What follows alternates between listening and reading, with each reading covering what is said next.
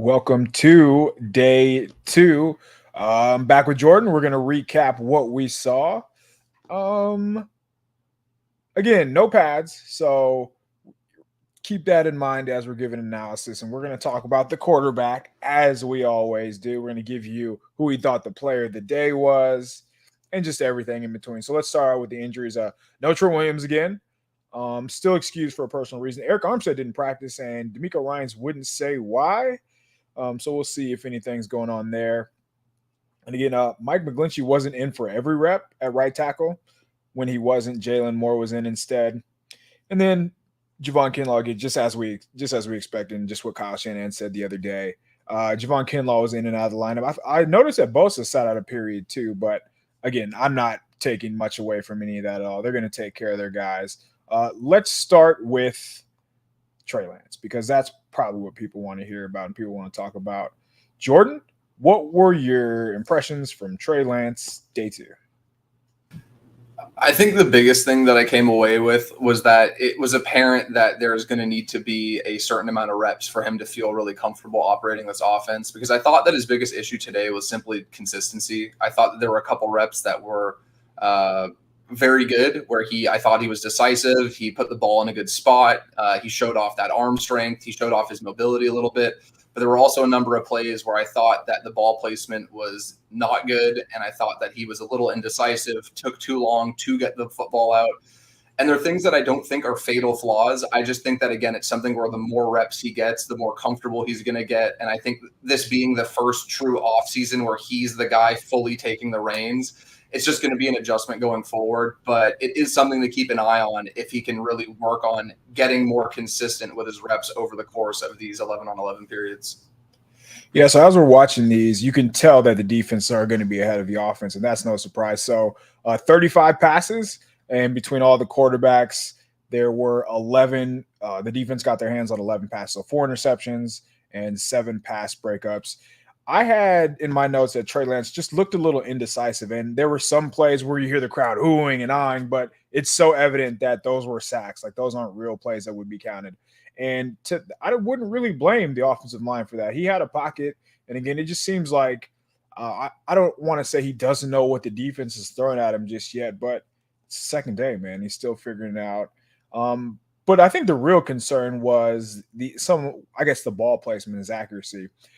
Trey Lance, when he misses pretty badly. And there were a couple plays that stand out. One was just like a 5-yard in route to Juwan Jennings, where he drops back, throws the ball on time, and instead of leading him, the ball is like 3 or 4 yards behind Jennings. And there were a couple other throws like that. Do you think we should read much into Trey Lance's inaccuracies early on? Or is it Mike Silver was right and we just take the loss right now? I think that it's too early to really have a confident opinion either way. I think, again, if this is something that we're still talking about, heading into the third preseason game, coming out of joint practices, then yeah, there'll be a certain level of concern there. But I also want to give him the benefit of the doubt. These guys are coming off a relatively long period of still working, but not in this team setting, not ramped up the way training camp is. And I do think there's a little bit of rust all around. And defenses are always going to have the advantage when you're talking about the first few days of a training camp. And then when you factor in the 49ers having a top 5 defense over the last 3 seasons, and you're adding a guy like Tre'Varius Ward into that secondary, and I know we'll get to that. He was incredible today. I'm willing to give Trey Lance a little bit more of the benefit of the doubt based on the fact that I think the defense being so good is what's causing him to overthink a little bit. I don't think he wants to force the ball to certain spots. And I think that that level of competition is making him think a little bit more than just reacting and putting the ball where he knows it needs to go. And I think it'll sort itself out organically in the coming weeks. Timothy Smith says, critics love judging. Just wondering if any played football at all. A little background for me. I played at the FCS level. Texas Southern was D1 AA back then. Played football all growing up. Have coached football for the last 7 years. I would feel confident in my knowledge about football against anybody on the internet, Tim. And when we're talking about this, like, this isn't for the thin-skinned folks. This isn't to be attacking Trey. It wasn't attacking Jimmy last year. It's not going to be attacking Purdy, Nate Sudfeld, any of the guys. We are literally just telling you what happens from our perspectives, from our vantage point. And, like, we don't expect everybody to agree. For example, if there's one play if I see something, Jordan's probably going to see it another way. That's just how football goes. So we're not trying to talk down on anybody. We are giving you a recap, giving you exactly what happened. So again, not trying to talk down on players. He was just off. Trey Lance was off today, and there's nothing wrong with saying that. There are going to be reporters who make everything seem like sunshine and rainbows. That's not what we do at Niners Nation. That's not what we've ever done, and it's not. We're not going to start now just because Trey Lance is under center. So it might come off as we're picking on whoever it is, whether it's player A, player B. But again, we just want to give you guys exactly what's going on, and that's always how I've watched football, and it's not going to change anytime soon. Let's talk about Brandon Ayuk again, because he made some very good contested catches today. I guess when I said this, let's tie that into the secondary, because secondary was damn good. And I told you this before we logged on. It seems like Charvarius Ward is almost bored. He looks very good in press coverage. He can turn and run with anybody. He had a couple of pass breakups. He's the one guy who seems like he can give Brandon Ayuk like clamps. He can stay with him no matter what route what route Ayuk is running. What were some of your thoughts on Charvarius Ward and Emmanuel Moseley today? I thought both of those guys looked fantastic. I thought Charvarius Ward was the best player on the field in general, either side of the ball during 11s. He was somebody that just looked locked in. Receivers were just having an extremely hard time getting any kind of separation. And it was just so many of the fundamental things, too. He and Moseley both had reps individually on vertical routes down the sideline where they did a really good job of pinning that receiver to the sideline and not giving them a chance to come back with the ball with both feet in bounds, playing through the ball, fighting through the ball, breaking up these passes. And both of them, were good balls, I thought, from Trey Lance, especially the one he threw to Jennings. I just thought it was better technique and better execution by the defensive back. And it comes back to that cliche, iron sharpening iron. Like, people aren't going to want to hear about the downfalls of certain plays or bad reps from players in camp. But the reality is that's making these guys better. And that's what you want before the live action really begins when week 1 rolls around. And I think that there is no better way for Trey Lance to get thrown into the fire than going up against this defense and this secondary the way he has these last couple of days. And I would add really quick, too, again, my whole thing with Trey Lance isn't that he was just terrible today. I just thought he was inconsistent. I thought he flashed a ton of reps that really highlight why the 49ers coveted him and moved the amount of draft capital they did to get him. It's just a matter of again, iron sharpening iron, working out some of the kinks, and just becoming more consistent, which I think will come with more reps and more practices. We're only on day 2. It should go without saying that Trey Lance is going to look better when Nick Bosa doesn't have to go against literally anybody besides Trent Williams. Trey Lance is going to look better when he has his all-pro receiver and Charvarius Ward doesn't have to guard Juwan Jennings. These, again, it sounds like we're talking down on Trey, but context is important here. So, yeah, Charvarius Ward is great, but the entire secondary was making plays. Emmanuel Moseley had a couple pass breakups. Talanoa Funga, I think in the right role, can be very good for this team. So what it seems like he was doing today, he was kind of lurking over the middle of the field, playing underneath and trying to stop any crossing routes, but really coming downhill against the run too. I think that's his best bet. And that kind of frees up Jimmy Ward to either play deep in the post or he can still play in the nickel too. I do wonder if we're gonna get to a point where we see 3 safeties on the field. Might not have to get there. That will depend on how they feel with Darqueze Dennard or whoever plays in the slide in the nickel. But again, I thought the secondary was by far the best unit on the field today. I would agree. I forgot to add, too, there was a play, I think it was from Sudfeld. I think it was with the second team, but Ayuk ran about 17 yards upfield, this in-breaking dig route, and he went back across his body, I should say, to catch a ball while getting hit, a relatively reasonably large hit, considering they're not wearing pads right now, by George Odom, and he was able to come down with it. So I think there's a little bit of, they weren't fighting. There wasn't anything that we're going to see when the pads actually do come on. But there's a level of competition that's going on now for day 2 that should definitely be encouraging to 49ers fans. Like, these guys are starting to get a little chippy with each other. They're definitely trying to put their best effort going forward. And I think that while you ideally believe that's going to be the case for every team in the NFL, I think there's a level of, buying in that you're getting from these players very early on in camp that's very encouraging, given the aspirations they have for this team going forward this season. Could not agree more. And let's talk about some of the injuries. So again, no Trent Williams, no Debo Samuel.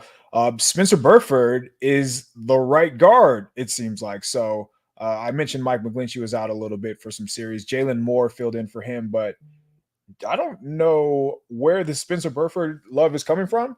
And that's not a bad thing. It's brand new to us. I think that's what's really catching us off guard. So he's been at right guard for 2 days in a row now. Yesterday was Jake Brindle at center. I don't know if he got demoted right away, but today Daniel Brunskill, he's the first team center. I don't know if that's going to be a thing here. We still got to see what the team views or how the team views Donovan West and like Jason Poe, I believe is his name, out of Mercer.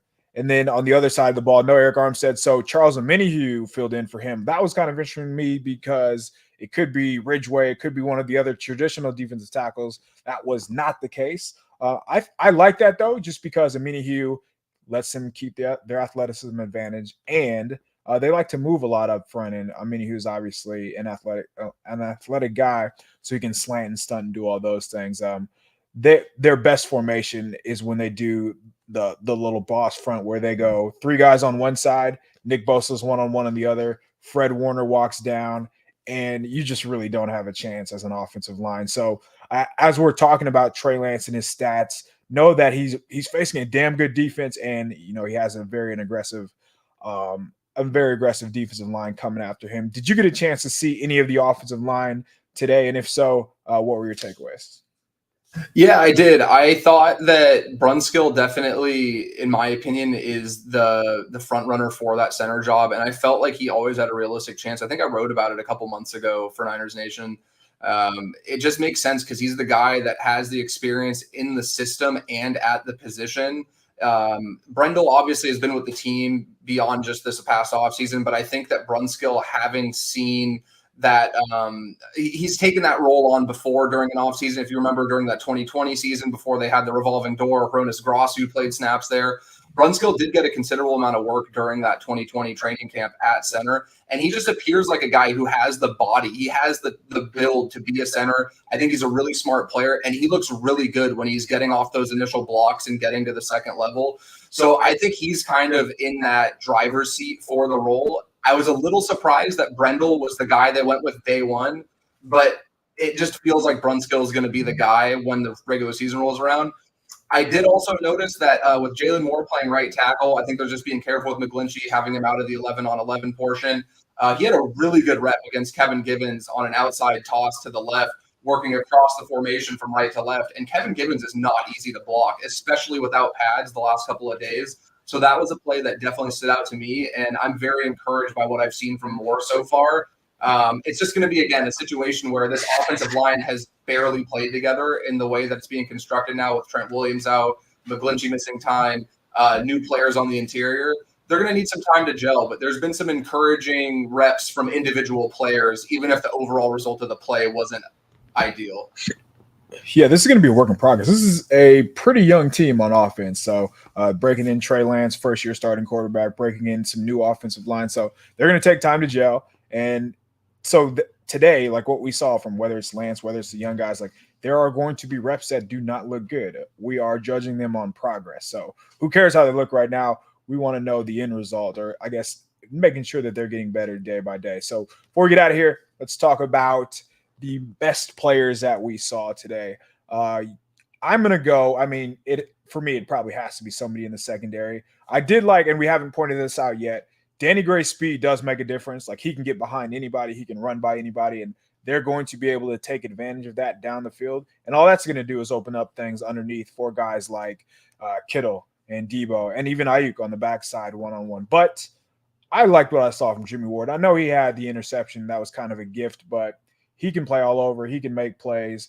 The safety duo is going to be interesting to watch to see how they use him, but a big fan of Jimmy Ward, but he was not the best player. I'll let you take that. Jimmy Ward was fantastic. Jimmy Ward was fantastic today. Okay, Jimmy Ward was fantastic today. Sorry about that. But this is what is so crazy about this 49ers secondary. I don't think he was the best player with the last name Ward on the field today. That's how good Charvarius was. And I think that duo, somebody will come up with some creative name with both of them being Ward. I fully expect that in the coming weeks. But man, Charvarius Ward was just incredible today. Receivers were just having such a difficult time getting anything going against him, couldn't separate. When they were able to separate, he was attacking the ball at the catch point. He was really good, again, fighting through the ball, forcing these guys to have very small windows on the sideline when they were trying to work those out routes to the side. He looks like everything you'd hope for in a number one corner so far. And the 49ers have to be feeling really good at this point. Again, there's not pads on yet. It's not the regular season. There's a long way to go before taking a victory lap on the signing. But based on where we are today after day 2 of training camp, the 49ers have to be feeling really good about that contract they gave Charvarius Ward and the move they made to bring him in, because I just think he's a difference maker at the corner position that they haven't had in a while. They've had a good secondary for a while, but I think Ward just adds another level to that secondary. And then you pair him with a guy like Mosley. Mosley's one of the most underrated corners in the league, in my opinion. He had another strong day too. Sky's the limit for these guys, but Charvarius Ward to me looks every bit of the cornerback one that I believe the 49ers signed him to be. Yeah, and Mosley's been making plays. So last year, he finished in the top 25 in success rate amongst all DBs. So it's not like he's this bum. He just needs to, I think his best bet is just a CB2. So getting in a guy like Charvarius Ward who can follow other number one receivers, that's only going to make the safety play better. So it is promising to see the secondary. I want to see how Charvarius Ward does against Debo's strength one-on-one. That's what I'm looking forward to seeing next week. So hopefully by then, Debo has a new deal, so he'll be on the field. That'll do it for us today. We'll be back with you tomorrow for day 3 of recap of what we saw at the 49ers training camp. Thanks everybody for listening. Please leave us 5 stars wherever it is you get your podcast. Rate, subscribe, review, and go Niners.